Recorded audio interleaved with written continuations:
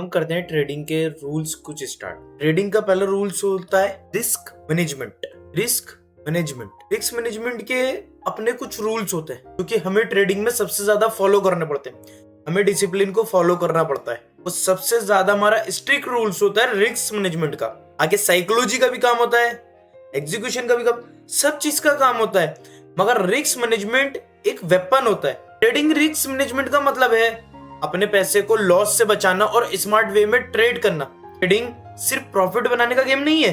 Trading सिर्फ profit बनाने का गेम नहीं है। रिस्क कंट्रोल सबसे इंपॉर्टेंट है। रिस्क पर ट्रेड, कितना रिस्क लेना है। हर ट्रेड में आपको डिसाइड करना होता है कि कितना पैसा रिस्क कर सकते हो। अब ये तो नहीं कि सारा पैसा ही एक ही ट्रेड में लगा दें। अब हर ट्रेड में आपको डिसाइड करना होता है कि कितना पैसा रिस्क कर सकते हो। बिगिनर के लिए रूल होते हैं कुछ।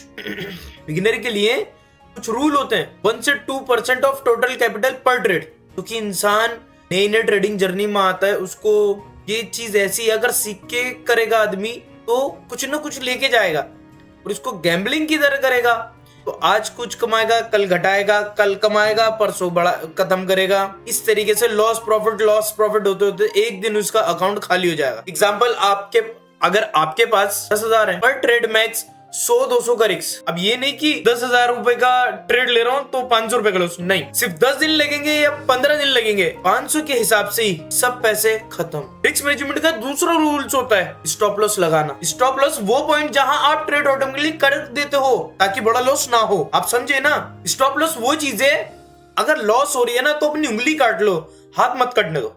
ये वो वेपन है स्टॉप लॉस। मगर लोग बहुत सारे स्टॉप लॉस लगाते ही नहीं है, कहते हैं नहीं। और बिगिनर अक्सर ऐसा करता है कि 500 का प्रॉफिट तो लेके भाग जाएगा और लॉस 2,000 रुपए का लेने के लिए खड़ा हुआ है, जो कि गलत है। इसको हम आगे बताएंगे रिस्क रिवॉर्ड के अंदर। स्टॉप लॉस बिना ट्रेडिंग ऐसी है, मतलब सीट बेल्ट बिना कार चलाना। सीट बेल्ट के बिना कार चलाना। उस रिस्क मैनेजमेंट का एक तीसरा रूल्स है पोजीशन साइजिंग। कितने शेयर्स लॉट लेना है। फॉरेक्स में, क्रिप्टो में लॉट साइज चलती है, इंडियन में शेयर्स चलते हैं। इंडिया के अंदर इंडेक्स के अंदर लॉट चलते हैं, जो कि मैं कहूंगा कि बिगिनर सिर्फ स्टॉक्स में करे। निफ्टी, बैंक निफ्टी बहुत वोलेटाइल है, इंडेक्स की तरफ बिल्कुल ना जाए। रोज थोड़ा थोड़ा कमाए, एक दिन गिलास भरी जाएगा बूंद बूंद करके। पोजीशन साइज आपकी कैपिटल और स्टॉप पोजीशन साइज आपकी कैपिटल और स्टॉप लॉस और डिस्टेंस पर डिपेंड करता है। इसका फॉर्मूला बताता हूं मैं आपको। Position size, risk amount, stop loss, distance. आपके पास वही बात मैं जो ऊपर लिखी हुई थी कि मेरे पास 10,000 है ना, तो मैं 10,000 रुपए से ट्रेडिंग नहीं करूंगा, सिर्फ 25 रुपए से ट्रेडिंग होगी।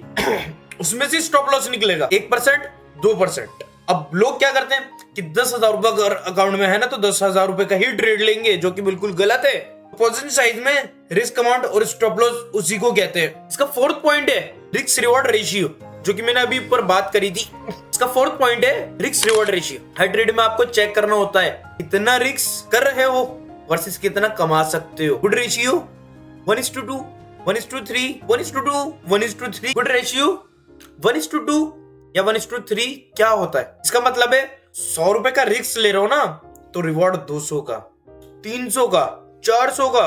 1:2 इसको कहते हैं 100 रुपए के 200 रुपए। ये 1:2 हो गया। 1:3 क्या हो गया? 100 के 300 रुपए। 1:4 क्या हो गया? 100 के 400 रुपए। तो रिस्क रिवॉर्ड सबसे ज्यादा मेन होता है। ये भी वेपन का काम करता है। रिस्क मैनेजमेंट है ही वो चीज की वेपन का काम करता है। इसी के 5th पॉइंट पे आता हूं मैं। इसका रूल्स है वो 5th, ओवर ट्रेडिंग मत करो। ज्यादा ट्रेड, ज्यादा इमोशनल डिसीजन, ज्यादा लॉसेस, जो कि गलत है। ज्यादा ट्रेड्स, ज्यादा इमोशनल डिसीजन, ज्यादा लॉसेस। क्वालिटी का ट्रेड करो, क्वांटिटी का ट्रेड करो। क्वालिटी ट्रेड होगा, क्वांटिटी ऑटोमेटिक अप होगी। आज कुछ, कल कुछ, परसों कुछ।